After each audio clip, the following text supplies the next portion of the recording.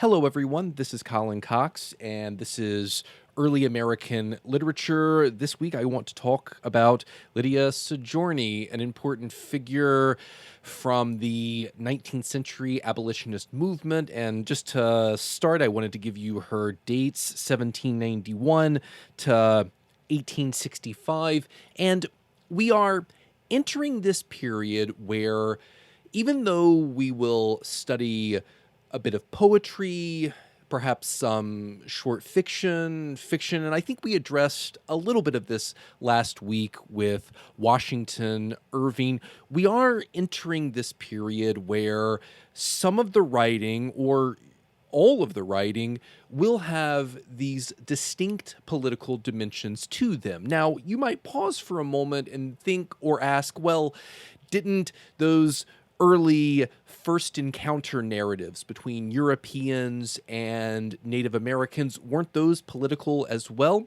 And of course, I would agree and say, yes, they were distinctly political. But I think the difference, perhaps a lot of those writers would not have described what they were doing as fitting within a larger political project. And that's part of the conversation we had when discussing those first encounter narratives. By contrast, a writer like Lydia Sojourner, she has a clear understanding of the political space her work enters into and that she enters into. And three of the big and important themes and ideas that I will address today. One, of course, is slavery and the racism attached to slavery, the way the white majority in the 19th century racially oppressed, economically oppressed, and just at large oppressed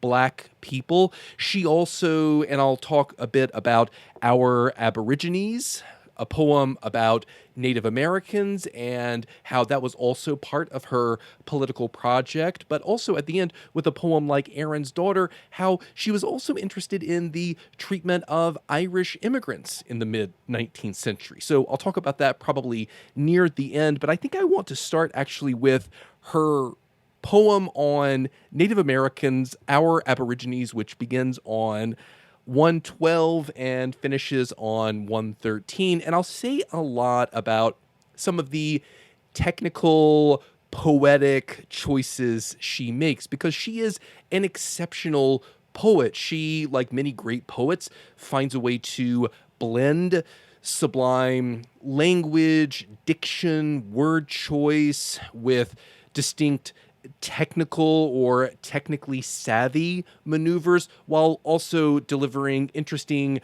political messages, developing interesting themes. So I'll certainly address all of those different points, but like with other bits of poetry that we've read, most of this is short enough that I can just read it to you and then offer a bit of commentary. So let's start with Our Aborigines. I heard the forests as they cried unto the valleys green, where is the red-browned hunter race who loved our leafy screen, who humbled mid these dewy glades the red deer's antlers crown, our soaring at his highest noon, struck the strong eagle down. Then, in the zephyr's voice, replied those vales so meekly blessed, they reared their dwellings on our side, their corn upon our breast. A blight came down, a blast swept by, the corn-roofed cabins fell, and where that exiled people fled, it is not ours to tell.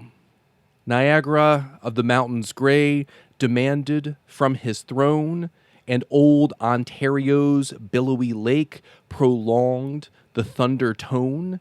The chieftains at our side who stood upon our christened day, who gave the glorious names we bear, our sponsors, where are they? And then the fair Ohio charged, her many sisters dear, show me once more those stately forms within my mirror clear. But they replied, tall barks of pride do cleave our waters blue, and strong kills ride our farthest tide. but where's their light canoe? And I think I'll stop there because then we transition to this farmer, and I wanted to pause and talk about how Sojourner gives voice to these elements and aspects of nature. And you'll notice there is something quite unified, whether it's the forest, wind, water, they all are asking a similar question, or they ponder a similar question, which is where did those native figures go? At one point, they're described as, quote, and this is in stanza 2, exiled people. Fled, it is not ours to tell. So here at the beginning of this poem, in these first 3 or 4 stanzas, we're in this space where the poet wants to understand the absence that has occurred. And it's interesting how Sojourner allows nature to speak on behalf of these native figures. And you might notice that nature is quite unified in perhaps this attempt to eulogize this absence. These different elements of nature speak quite fondly of these native figures. Notice, for example, in the opening stanza, the forests describe the natives as, quote, figures who loved our leafy screen. They also humbled mid these dewy glades, and there's even this sense that the forests were quite impressed that these native figures could strike down, quote, the strong eagle. So there is this sense of reverence we see in the opening stanza. Then in the second stanza, this idea or this theme continues that nature seemed to appreciate these native figures, which I don't need to explain this to you because we've read a lot of this. It's in quite clear contrast to how these European settlers encountered them, dealt with them, and ultimately treated them. But here in the second stanza, there is again this sense that there is perhaps something complementary about these elements of nature and these native figures. They didn't live or exist in not necessarily conflict with one another. They try to live with and exist quite agreeably with, or there was this shared reverence, this shared respect between nature and these Native Americans. Quote, they reared their dwellings on our side, their corn upon our breast, a blight, and I'll talk about this because this is an interesting bit of foreshadowing, a blight came down, a blast swept by, the cone-roofed cabins fell, and where that exiled people fled, it is not ours to tell. So even here in the second stanza, despite the fact that nature functions or operates here early in the poem as the speaker, which places nature in a clear position of power, there are things, there's a way of imagining nature as potentially powerless here in some way. Nature cannot say what happened to these native figures. And then you'll notice in stanza 3, again, even the water, the rivers and lakes, they also seem to enjoy this harmonious relationship with these native figures. And there's even this sense that the rivers and these bodies of water, again, they seem to admire these native figures. Notice in stanza 4, they claim, or they have at least the awareness that these native figures named them, and they seem to really like this. Upon our christened day, who gave the glorious names we bear, our sponsors, where are they? So again, here at the beginning of the poem, and I'll talk about the second half in just a moment, there is this clear sense, at least from the perspective of nature as the speaker, that the relationship nature had with these native figures was an agreeable one. And there's also, again, this sense that they existed and commingled quite harmoniously with one another. There was perhaps shared respect, shared reverence, and again, this is in complete contrast to perhaps how we know these European settlers treated these native figures when they interacted with one another. We don't always see this degree of harmony, and we certainly don't see this mutual and shared respect. Now, if we look to the second half of the poem, these final three stanzas or final two stanzas, this farmer is introduced, or Sojourny introduces this farmer, and I'll read the end of the poem now. The farmer drove his plowshare deep. "Whose bones are these?" said he. "I find them where my browsing sheep roam over the upland lea." But starting sudden to his path, a phantom seemed to glide, a plum of feathers on his head, a quiver at his side. He pointed to the rifled grave, then raised his hand on high, and with a hollow groan invoked the vengeance of the sky. O'er the broad realm so long his own gazed with despairing ray, then on the midst that slowly curled, fled mournfully away.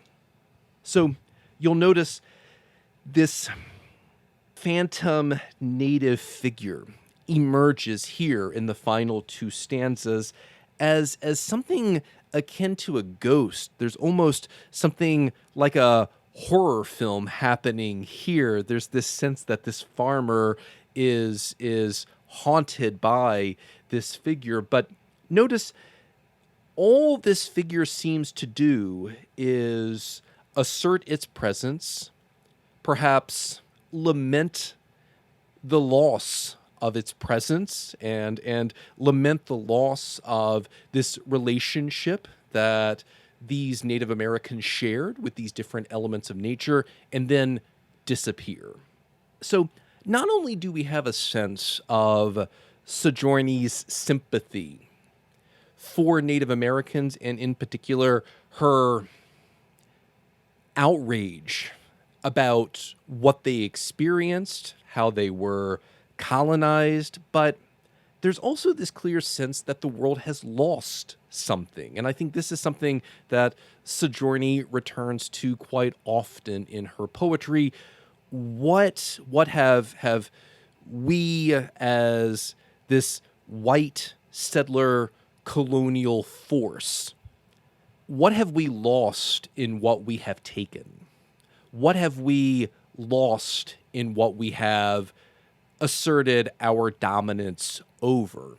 And I think here there's this sense that what we've lost is this natural harmony that just existed in the world prior to our presence on this continent. That this was, we in many ways disrupted Eden, and all we can do now at this point, it seems, is acknowledge our folly and perhaps try not to continue to make those mistakes. You'll notice there's no sense here of reparations. This is perhaps asking too much of Sojourny to articulate what many writers, poets, thinkers, etc., in the late 19th, early 20th, well into the 20th, and even the 21st century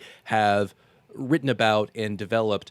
How do we make this right? So for her, it's more about just acknowledging that this was a problem and acknowledging the mistakes And I think what she also offers is this clear contrast between how these native figures interacted with nature and how this farmer, for example, if we want to imagine this farmer as something of a proxy figure for these white European settlers, how he interacts with this space. Because that sense of harmony that we see in those opening stanzas, it's not present in the farmer's stanza. He's haunted by this environment.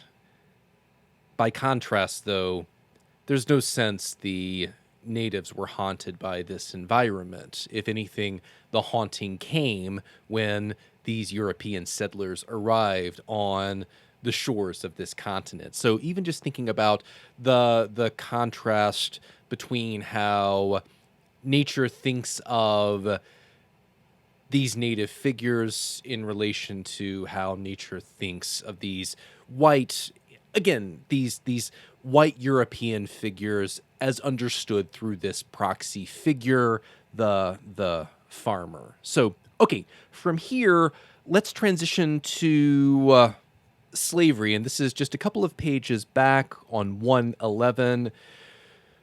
Sojourny tells us here before the poem begins, written for the celebration of the 4th of July. And again, I'll just read this poem and then offer a bit of commentary. We have a goodly clime, broad vales and streams we boast, our mountain frontiers frowns sublime, old ocean guards our coast, suns bless our harvest fair, with fervid smile serene, but a dark shade is gathering there. What can its blackness mean? We have a birthright proud for our young sons to claim, an eagle soaring over the cloud in freedom and in fame. We have a scruncheon bright, by our dead fathers bought, a fearful blot disdains its white, who hath such evil wrought. Our banner over the sea looks forth with starry eye, emblazoned glorious, bold and free, a letter on the sky. What hand, with shameful stain, hath marred its heavenly blue? The yoke, the fascus, and the chain says, are these emblems true? This day doth music rare swell through our nation's bound, but Afric's wailing mingles there, and heaven doth hear the sound. O God of power, we turn in penitence to thee, bid our loved land the lesson learn, to bid the slave be free. So I think where I want to start is actually with this final stanza and with this acknowledgement that, quote, Afric's wailing mingles there, and heaven doth hear the sound. So you'll notice Sojourny makes an interesting stylistic choice with these opening stanzas, because the first 6 lines sound like these patriotic declarations, the kinds of things that even today we hear on the 4th of July. But then there's these 2 lines at the end of those stanzas, almost something buried underneath those patriotic declarations in the first 6 lines, something perhaps closer to a truth that doesn't have a place in those hyper-patriotic opening 6 lines, but it's something Sojourny doesn't want to ignore. It's something she wants to acknowledge. She wants to grapple with, as if the only way to accurately and adequately celebrate our country is to not ignore the sorts of ideas buried in those 2 lines. They need to coexist. We actually need to grapple with them. We can't just bury them. So there's this sense, again, when she arrives at this declaration in the final stanza, this day doth music rare swell through our nation's bound, but Afric's wailing mingles there, and heaven doth hear the sound. It's as if, again, this word mingles, I think, is so important because you can see the poet trying to mingle these two ideas together. And they feel quite separate in the first two stanzas. But as the poem progresses, those ideas start to mingle. And we actually have the culmination of this in the final stanza, again, with this single sentence or this single declaration in the final stanza. This day doth music rare swell through our nation's bound, but Afric's wailing mingles there, and heaven doth hear the sound. So I think this is important for someone like Sojourny because she seems to suggest that we can't fully understand and recognize ourselves as free individuals if there's this whole other class that we have enslaved. And it's an interesting way of thinking about equal rights and equality even today, even though, of course, we don't have slaves in the United States. I think for someone like Sojourny, she would look at everything from our criminal justice system to perhaps the treatment of certain individuals by law enforcement officials, and she might argue, well, no single individual in this country can fully see, recognize, or understand themselves as free until we're all free. My freedom is contingent on your freedom, and your freedom is contingent on my freedom. And that is certainly an interesting way to conceptualize what freedom means, because freedom is not, according to a writer like Sojourny, something that any one individual can pursue independent of everyone else. Freedom and independence for someone like Sojourny is deeply, deeply tethered to the collective, to this communal sense that we can, again, only get to an individual sense of freedom if everyone is free. And that's a theme that I've mentioned a couple of times throughout this semester, how for so many writers in this period, individual freedom, individuality, a sense of oneself as a singular unified figure, perhaps we only arrive at that idea if we go through the collective, not by circumventing it or trying to navigate around it. But I think what we also see here, which is similar to our Aborigines, is this sense that poetry can work as, or poetry, someone like Sojourny could use poetry to advocate a cause, that poetry and art is not necessarily separate from or divorced from very real political concerns. Someone like Sojourny, for example, she uses poetry to describe, dramatize, and articulate particular political concerns. A couple of other small things just to notice: the opening stanza, all of these sublime descriptions of nature. It feels quite Jeffersonian. And there's even this wonderful pun on the word black or blackness. This is in the opening stanza, but a dark shade, again, punning on the word dark as well, but a dark shade is gathering there. What can its blackness mean? This thing, this blackness or darkness that we according to Sojourny, this blackness, this darkness that we have perpetually pushed to the periphery, don't want to see it, don't want to talk about it, right? It seems to just continually assert itself, quote, is gathering there in the same way that this phantom spectral native figure emerges in our Aborigines.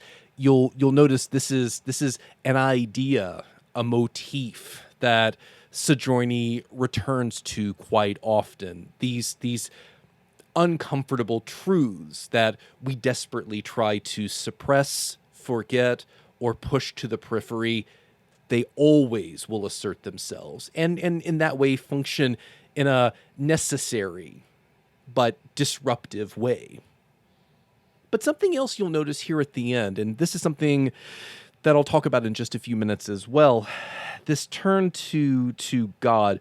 O God of power, we turn in penitence to thee, bid our loved land the lesson learn, to bid the slave be free. And this is something, from time to time I'll talk about this, but I've talked about it briefly already this semester. The way religion and Christianity in particular was weaponized, and you could even argue the way people continue to weaponize Christianity to support certain political positions.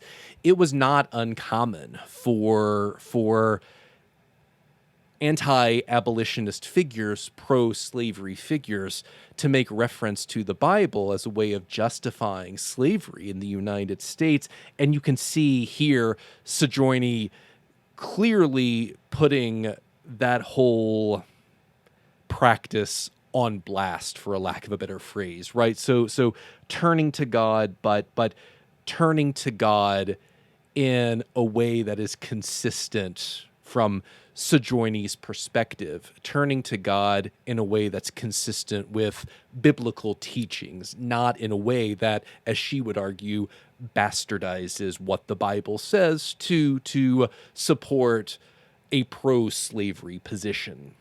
So I want to talk about To the First Slave Ship, but I'll do so quickly because of time constraints. But Sojourner does something interesting in this poem because, and we see it right there in the title, she's addressing this ship directly. And there's this sense of dramatic irony.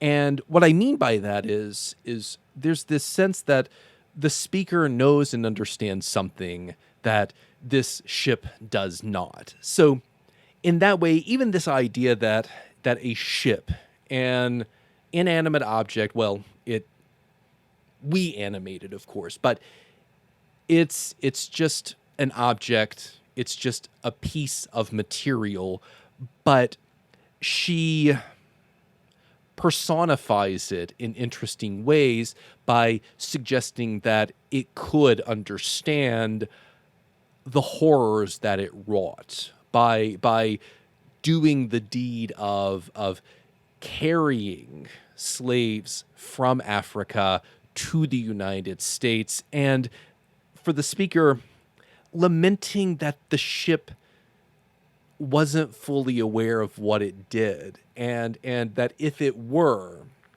for the speaker hoping that it would sink itself, perhaps as a way of preventing this horror from ever starting.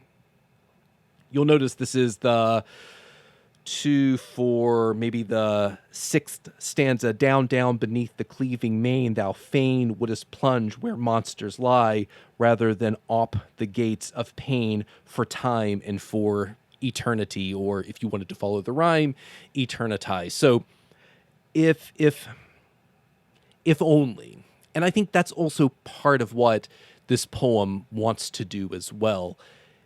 It functions much like our Aborigines as a lament.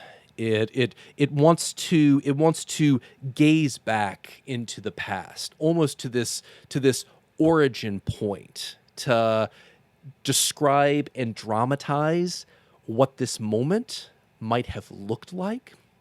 Could something have stopped it? And if so, what? You'll also see, much like the poem that I just read, Slavery, she compels her reader to feel an unmistakable sense of guilt for for their culpability. This is after that sixth stanza, and it's actually on page 109. Our guilty land should tremble while she drinks thy tears, or sees in vengeful silence stand the beacon of thy shortened years, should shrink to hear her sons proclaim the sacred truth that heaven is just, shrink even at her judge's name, Jehovah, Savior of the oppressed. So again, you can see quite clearly the political work she wants to do in this poem, and how this is meant to challenge her reader, perhaps if her reader is someone who is not sympathetic to the abolitionist cause. But you'll also notice, much like the poem Slavery, there is this turn to God at the end as a way of finding salvation. This is the final stanza. Look to that realm where chains unbind, where the pale tyrant drops his rod, and where the patient sufferers find a friend, a father in their God. So here at the end, and scholars have interpreted this final stanza in a variety of different ways, but I'm always curious to know what students think of it, because there is this way of thinking, or this way of imagining, that this is one of Sojourner's more pessimistic poems, because what is she ultimately suggesting in this final stanza? Is there a world beyond slavery? Is abolition even possible? Because perhaps here it seems to suggest that the only place to find actual salvation and equality is perhaps one beyond this world.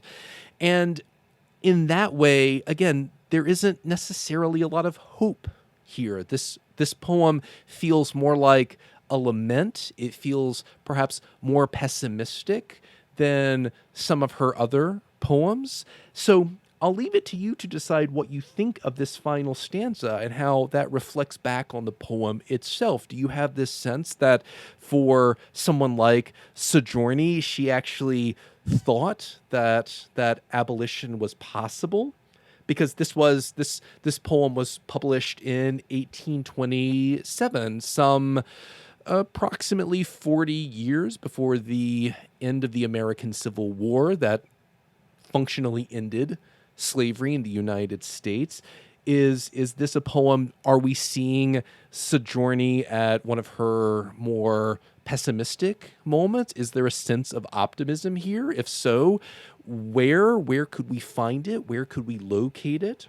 So here at the end, I want to transition to Aaron's daughter. And while I think all of us to varying degrees are familiar with Black racial stereotypes and Native American racial stereotypes, I found that students in the past are not as familiar with Irish racial stereotypes, because at this point, and I think scholars have arrived at a kind of universal agreement, at some point in the 20th century, Irish, if we're just thinking about these constructed racial categories, Irish, much like Italian, just became consumed by white Caucasian racial categories, or that is to say, to be Irish is to be white. Perhaps to be Italian is to be white. But in the mid 19th century, that was not under any circumstances the case. Irish, to be Irish was to be a distinctly different racial category. White and Irish were not the same, even though, again, we seem to think of them as the same today. And I posted some material on D2L, just offering something of a primer for some of the language and some of the characterizations regarding Irish stereotypes in the 19th century. But I think this poem, it's an attempt, or at least it attempts to dramatize the plight of the Irish immigrant in the mid 19th century after many people migrated from Ireland because of this awful famine. And because this is a relatively short poem, I'll just go ahead and read it and offer some thoughts. Poor Erin's daughter crossed the main in youth's unfolding prime, a lot of servitude to bear in this our western clime. And when the drear heart sickness came beneath a stranger sky, tears on her nightly pillow lay, but morning saw them dry. Full still with earnest hope she strove, her disdain home to cheer, and from her parents lift the load of poverty severe. To them with liberal hand she sent her all, her hard-earned store, a rapture thrilling through her soul she ne'er had felt before. Even mid her quiet slumbers gleamed a cabin's lighted a cabin's lighted pane, a board with simple plenty crowned, a loved and loving train. And so her life of earnest toil with secret joy was blessed, for the sweet warmth of filial love made sunshine in her breast. But bitter tidings over the wave with fearful echoes sped, gaunt famine over her home had strode, and all were with the dead. All gone, her brothers in their glee, her sisters young and fair, and Erin's daughter bowed her down in desolate despair. So I think one of the things this poem does that's quite nice and that's actually quite beautiful and quite lovely, it's sad as well, but it so perfectly encapsulates the plight of the immigrant. And we have this clear sense of the difficulties of just what it means to migrate anywhere, to adopt the status of the immigrant, wherever you might go from, wherever you might come from. To be an immigrant is to be precarious. It's a precarious existence. And I think we see some of the precariousness here. But I think something else that I really like about this, Sojourner has so much sympathy for this ambiguous figure, because this person doesn't have a name. This word Erin, it's meant to, or you could just read it as the word Ireland. So this is something of an ambiguous figure. It's not a specific figure. It's more of a universal figure in that way. She doesn't have a particular name. She's more than anything meant to just represent the Irish immigrant at large.